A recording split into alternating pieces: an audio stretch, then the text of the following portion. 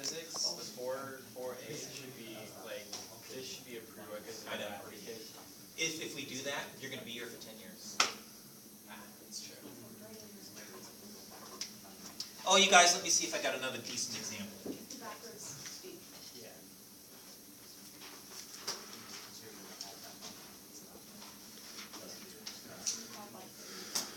You guys, can I stop for a minute? I think there's something I didn't say.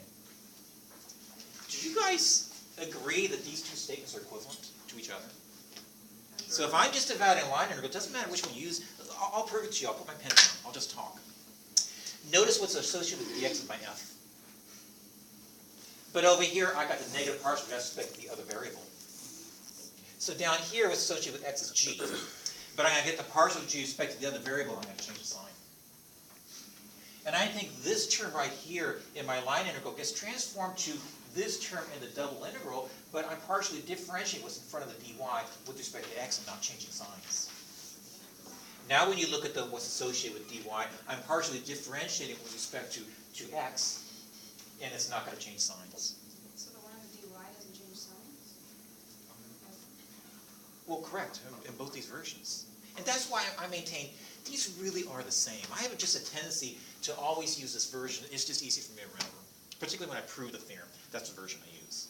And the author's just suggesting there is another version that you could use. We refer to this as a flux version. It's just the physical interpretation relative to this vector field is different for these two. Because technically speaking, for this vector field, these are different integrals. You're going to get a different result relative to that vector field. I'm just saying, if all you're doing is evaluating a line integral, then either one of these versions is going to give you the same result. All you're doing is evaluate an integral. Both of those will give you the same result. Yes, I agree. There ever be a situation that one is easier to evaluate the x than the other? Just rename it, really, right? Once you start with a line integral, absolutely not. Because technically speaking, you're going to get exactly the same double integral. Nothing's going to change. Okay, so it doesn't. The only thing that changes is if you start with a vector field and you want to know the circulation or flux value, then it's going to look different. It's going to give you a different evaluation. I should have said that. So would it ever be possible for there to be a vector field where the circulation and the flux are the same? Oh, absolutely. But they have completely different interpretations physically. But numerically speaking, absolutely, that's easily possible. Why would we call, all of a sudden, be calling the thing the g, x, g? Why not just keep calling it f? And then when we do partials, You just know what, have you're right. parentheses around I was just trying to be consistent with the author text. That's why I couldn't even remember what he had first. But Maddie, at least in saying this, who cares which one you remember if all you're doing is evaluating a line? Why even come up with that? Because it's intuitive, isn't it? Because if you're starting off with a vector field, the f bar, these two will be. And they tell you different things in terms of the vector field. One's going to give you circulation values, and one's going to give you flux values. One's going to tell you how much you're rotating, which direction. One's going to numerically tell you how much you're flowing out or in, relative to points within the region D. It's really because of physical differentiation between the two. That's why the author has these two Okay, versions. so start with that. You Up go here. to those. No, you start with the vector field up there, f bar, and go to those. Those two integrals will give you a different result. They will, I agree. Okay. Then I'm just saying if you started off with a line integral, they're not going to be any different. okay. But they're two different line integrals, so I'm not contradicting myself. Okay. And you guys, how about something like, oh, I don't know, I know why I have this example. This is nasty. Wait. Yes, Catherine? When you talk about if it's conservative, over a closed curve, runs are equaling 0, can you go to the other direction with that statement? Can you say if it's 0, it's conservative? You mean just dividing a line integral? No, she's Over, saying- if you have if you're valuing one over a closed region and it comes up to be 0. Okay, you know it's yes. conservative. Yes, but if you don't have that closed region, then it's no longer true. So the reason that I said closed region, I meant closed curve. If the curve's not closed, then it's not true. But if it is closed, it goes both ways. It goes both ways. So you guys check this out. I remember why I made up this example. Here's an example. I'm not going to actually evaluate the integral two different ways. I think evaluating the line integral directly is nasty business. So check out my functions. In the integrand's position, I have e to the x squared plus y and an x squared plus the inverse tangent of root y. Now, would the Jacobian be very good to use here? Well, the Jacobian is only going to apply if I really have a double integral. So once I evaluate my double integral, if I need to use a Jacobian technique or transformation technique, I will. And I've got a curve C. I'm sorry, you guys, I don't remember. I set my curve C up to be this.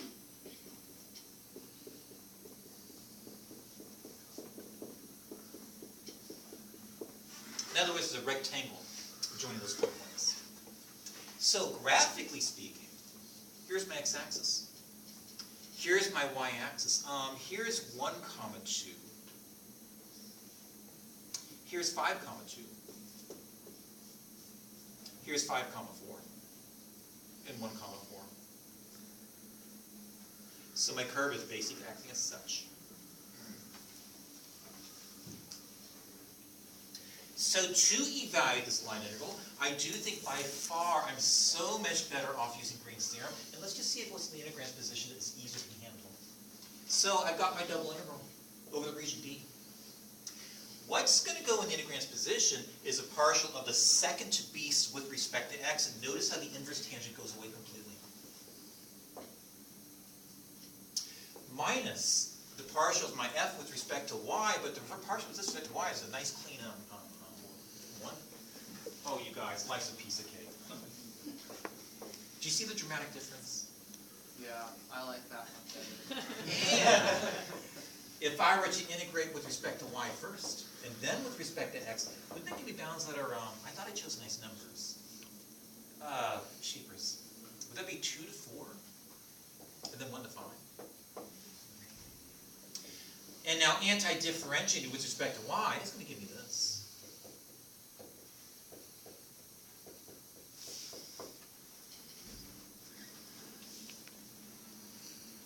And that numerically is going to give me the following.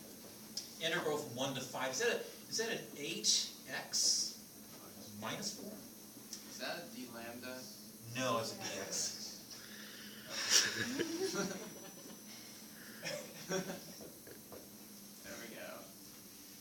And I've got to subtract off here the evaluation, the antiderivative evaluate the lower bound of integration, but that's just going to be is that a 4x plus 2? Where'd the u to the x squared portion go? See, that's what's so nice about this technique. I don't see it. Because technically speaking, this one right here came from partially differentiating my f function with respect to y. Because the second term in the double integral should be the partial with respect to y. Say that one. Yeah, this is important. And this is why it's such a beautiful example. I think, here's my f, here's my g. Then double integral. This is a partial of the second to the g with respect to x. By the way, I got rid of the inverse tangents. Minus a partial of f with respect to y. But if I partially differentiate this with respect to y, that's acting as a constant term. It goes to 0 through the differentiation process. Okay, so why exactly are you specifically differentiating the, is it because it's the f dy g dx? Yes, that's exactly it. I was going back to this so all framework your- right over here. Oh, okay, so you just played like a little mind flip and just switched the numbers. That's all I did. Okay, well, when you say it that way.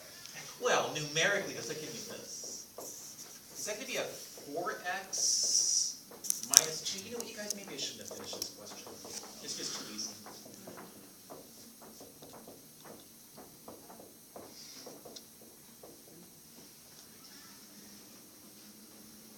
So 50 minus 10, minus 2 plus 2, which I think is 40.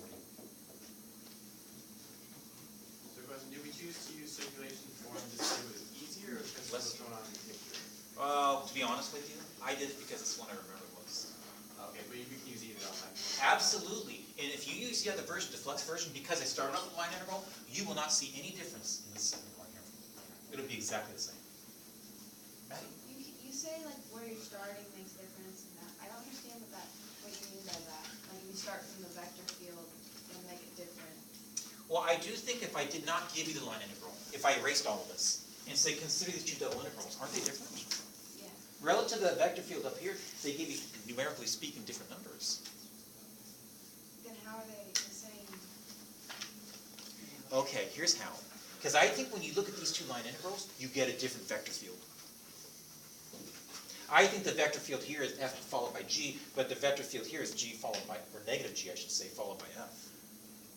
And so for these two line integrals, if you don't look at that expression up there, I think these are completely different vector fields.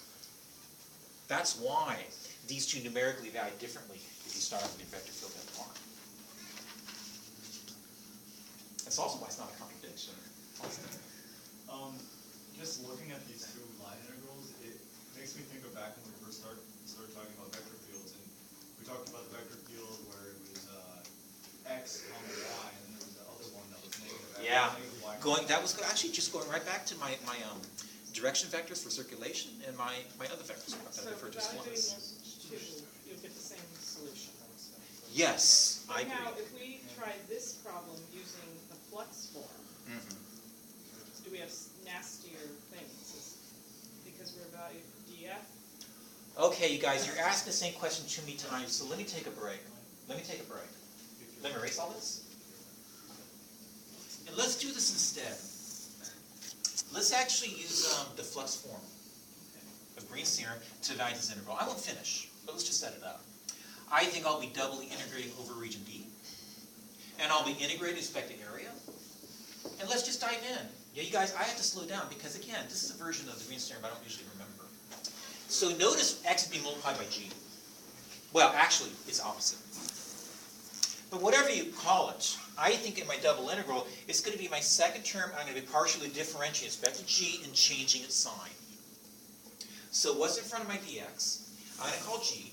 I'll partially differentiate with respect to y. It'll be my second term over here. It's going to give me a positive one. It's just that since it was a negative g over here, but positive on the inside, I'm going to give it a sign change. And so I think it becomes negative. Now notice where this term right here comes from. That comes from the function that's in front of my dy, and I'm going to partially differentiate with respect to x, and I'm not going to change its sign. So for the function in front of y, I'll partially differentiate with respect to x, and I'm not going to change its sign. Oh shoot, you guys, look. It's exactly the same. It's just that the vector field here is different than the vector field on the second one. That's all. Now do you believe me? Yes, Austin. So maybe to demonstrate your point, we should do one where you start with a vector field given and then plug it into those forms to show how. Yeah, I know. That's going to be one of my next examples. Yeah, I agree. After we integrate this regularly, right? No. So I just kind of wanted to ask if circulation and flux are maybe not inverses, but kind of like the components are switched in the vector field. Is it the same thing? Yeah, and even with a sign change in one of the components. Yeah, I agree with that. Just because you renamed what G is, No. are they the same? This G is definitely not the same as this G. Yeah, and that's why they're the same once you go from there, but because when you go from there, the G's are the same. Thank you. and I that's- agree completely. Oh, I agree okay. completely. So you guys, let's play again. How about something like this? How about determining the area? You're so confused. What can I clarify? I was, I'm good now. Yeah, I'm still confused about which one to label G. In one form is the pronoun dx, and one is dy. I know, Like and if that's, we're not given the general form. that was my whole point. If I didn't clearly identify what the vector field is, you're just going by these two different versions, but they're going to give you the same results. So, So just pick one for. Caleb. Up here, my f was associated with dx, but down here it's associated with dy. And here my g's are swapped, and I get a sign change. Because your f's and g's are also swapped on the second one. If you start Yes, there. I agree. Okay. So you guys determine the area of an ellipse.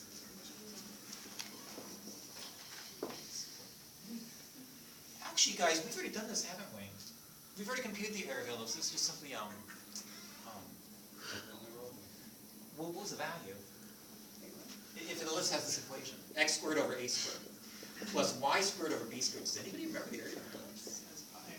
Pi has pi. So pi ab. Let's check it. Ooh, I can't.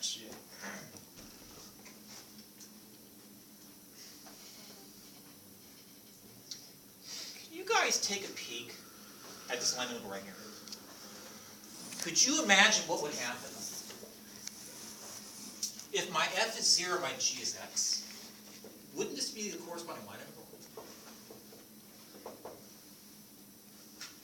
It's just that using Green's theorem, I think I can rewrite this as a double integral over the corresponding region D enclosed by the curve C. It's just that in the integrand's position, what do I end up getting? Why is there just an x there if you're trying to? No, whoa, careful. I'm saying if I just had an x here, if I had that f of x was, or f of xy was equal to 0, and if I had g of x comma y just being equal to x, then using Green's theorem, check out what I get. Anybody? 1. Yeah, I think I just get a 1. Isn't that just in the area? I think likewise, if I integrated y with respect to x. Was that a sidebar we're doing right now? Well, no, do it this way. Think of this up there. This has nothing to do with our ellipse, though. Has everything to do with it. Because I asked a question in terms of the area of an ellipse, I want to use the Green's theorem to do it. It's just that I'm using Green's theorem to show you special line integrals allow me to come up with area. Check this out. What if I happen to have a negative y here for my f position? If it is negative y, then I think what I'm going to get with Green's theorem is a double integral over region D. But if my f is negative y, then what does this become? Say it again. How about a positive 1? And here too, you guys, I think I'm simply getting the area. Now, if I took both these beasts, how about my how about the line integral with x dy? On the part 2, is there a negative in front? No, there was a negative in front out over here. But not over there. Do you see why? No. So, let me do this. If I replace this f with a negative 1 and this g with a 0, then doesn't this become 0 minus a negative 1? Oh, minus and minus. Okay. And got it. so I really do get the same thing. Yes. Okay. I think sometimes it might be convenient just to add these together to get the area. Oh, you guys, I can't. That's a mistake. I can't add the area to itself twice and get the same area, so I guess I better divide by 2. What I have just given you with Green's theorem is 3 more techniques for computing the area within a curve C, as long as it's a closed curve. Let's do it.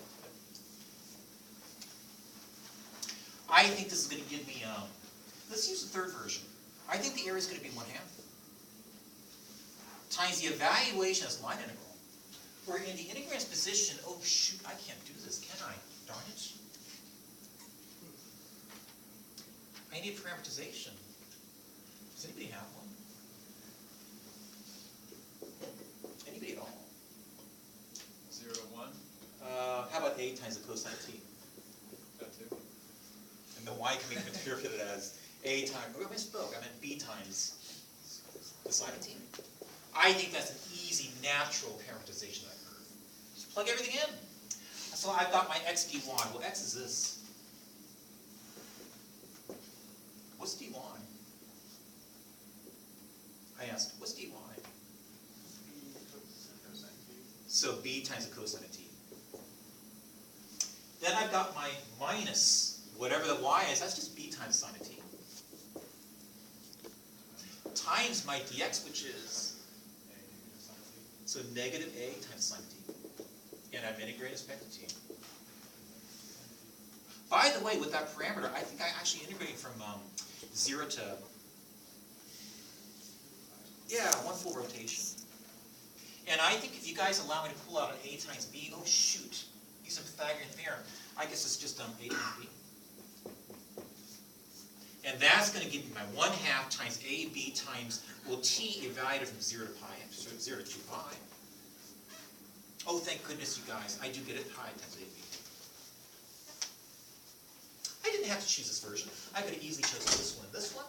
It's just in my head when I'm looking ahead. If I were to only use this one or this one, notice I'm going to generate a cosine squared, or for that matter, sine squared, depending on which version I pick. And I'd have to rewrite that using my double angle identity. I'll get exactly the same answer. I just thought it was more work. That's why this is a nice example where maybe this third version, even though it looks more complex, made my life a little easier. Wow, you guys, do you think I can finish with my last example? What's the last example?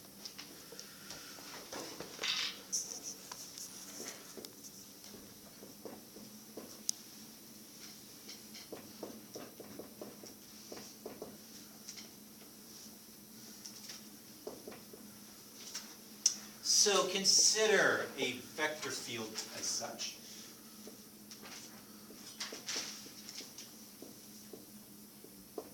And the curve C described as such. So x-axis, y-axis, to point 1, 1.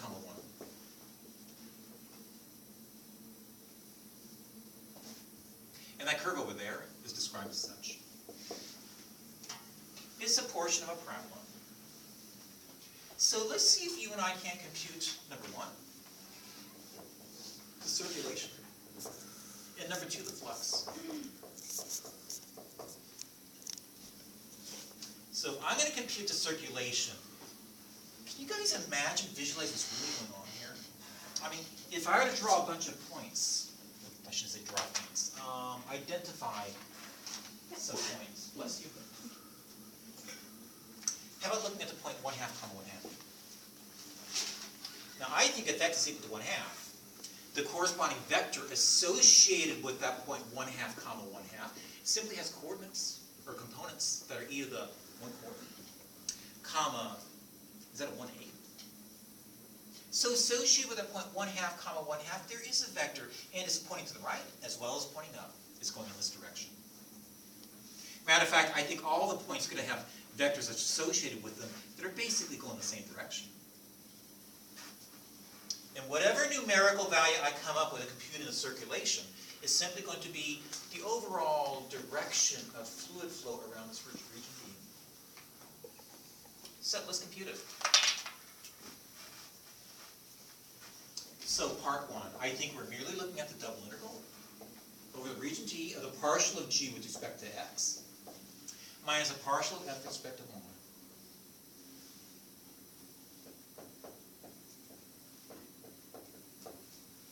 And with my specific f and g's, I think that gives me this. Well, you guys all slow down. The partial of g with respect to x, that's going to give me a 2xy. Minus the partial of f with respect to y, but that's simply going to give me, is that a 2y? E to the y squared. And if I were to anti-differentiate respect to y first, then with respect to x, I guess my bounds of integration are going to be, you guys, this is pretty quick, isn't it?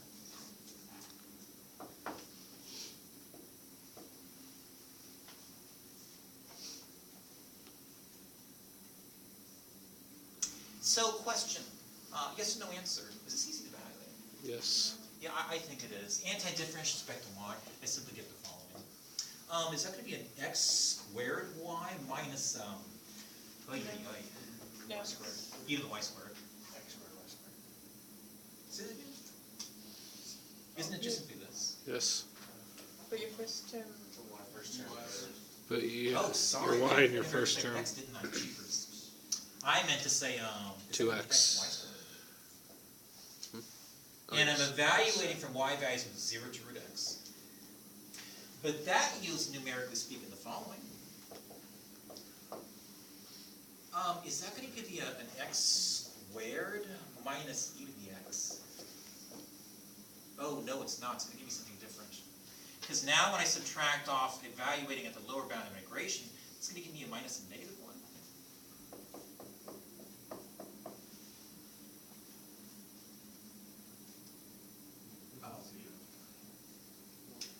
Oh, but that is a piece of cake.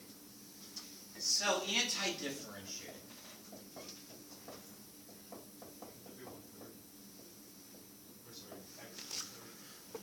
Whoa. Oh, sorry about that.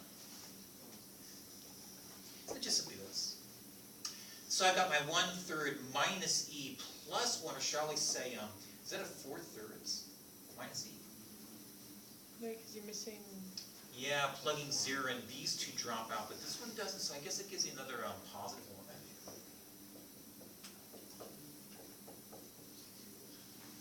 So 7/3 minus e. By the way, is that positive or negative? That's positive. It's just my picture, you guys. Look at all these points. And look at the corresponding vectors associated with it in this vector field. I think globally speaking, it looks like on this portion of my curve C, as well as this one, I'm going with the flow current. It's only this one smaller portion I'm going against. And so I think the number really should have been positive from the beginning. Roughly speaking, I know I didn't draw a good picture. And if I want to evaluate the corresponding flux, you guys, the integral is going to change. We don't have to finish this if you don't want to. Can I hand it over here? Yeah. I think the corresponding integral to compute the flux is going to be the partial of f with respect to x. Actually, it ends up being negative. Yeah. Yes. Yeah, it's negative 0.38. Because E's 2.7, remember? Well, yeah, you're right. And 7/3 isn't that big. It's only 2 1/3.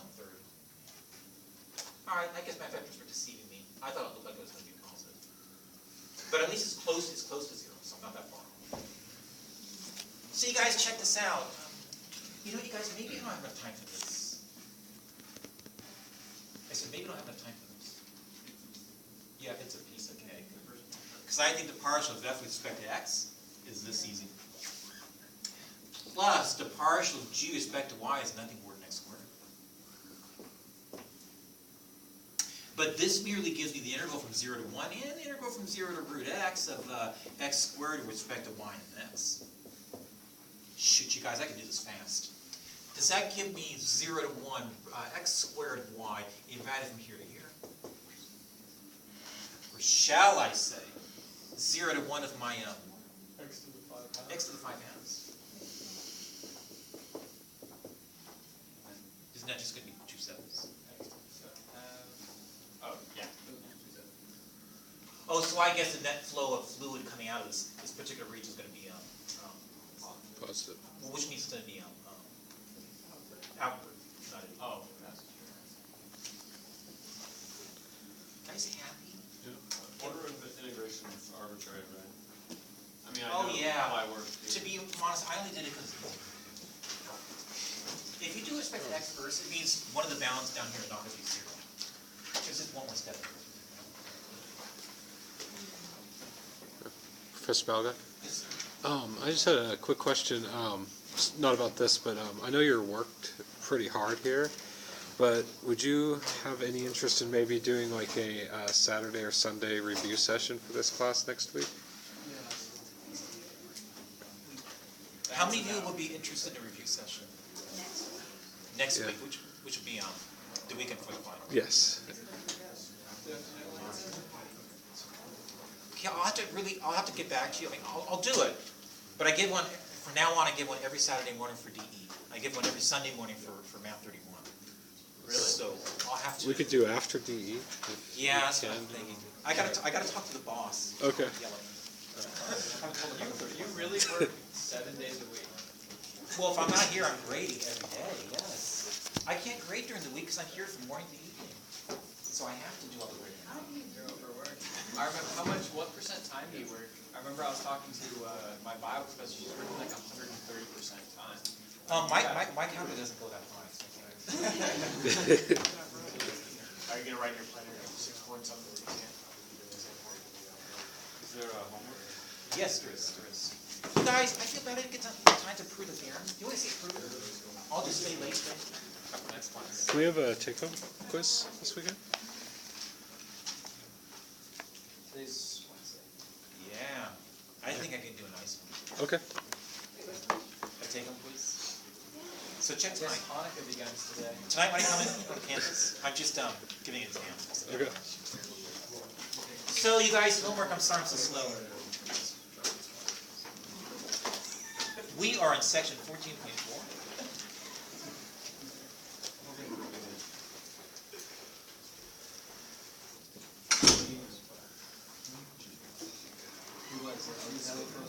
How about 11:33?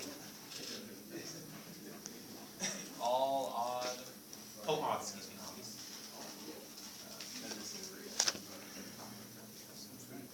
43.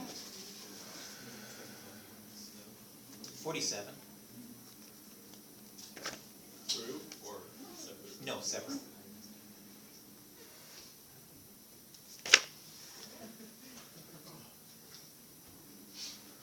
$55. Can I back up to 53 as well? Those look very nice. Very appropriate. So you're gonna go out there this afternoon?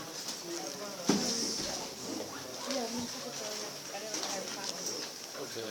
Right, we Because just get out. I'll be downstairs, but I'm sure that.